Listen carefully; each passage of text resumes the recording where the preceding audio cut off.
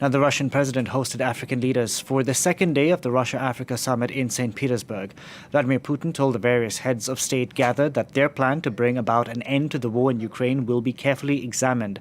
Putin added that while Moscow is ready for talks, dialogue is needed from the other side. For more on the summit, here's Caroline Demey reporting from St. Petersburg. It was a very interesting plenary session this morning, like a round table with President Putin and the head of state, the African head of state.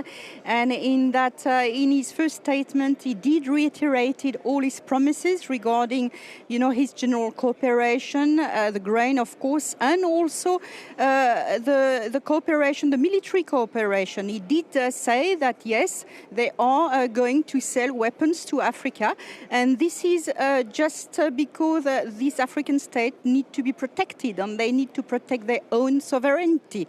So after this statement from President Putin, the president of the African Union, the Comorian president, Azali Assoumani, did mention Niger in a way. He said that he's really expecting his partner to condemn any anti-constitutional change in Africa. That's a word he used. So it's basically a veiled reference to the coup in Niger. And then every single African head of state did their statement. And let's just spot on a very strong one, the one from President Capitaine Traoré of Burkina Faso.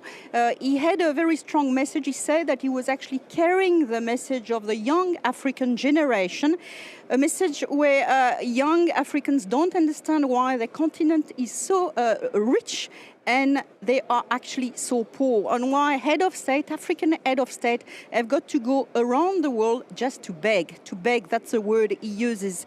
And he kind of said that he trusted Russia for a new future for Africa, and that he actually feels very comfortable. He feels like he's amongst family. That were his word, and his statement was actually applauded by President Vladimir Putin.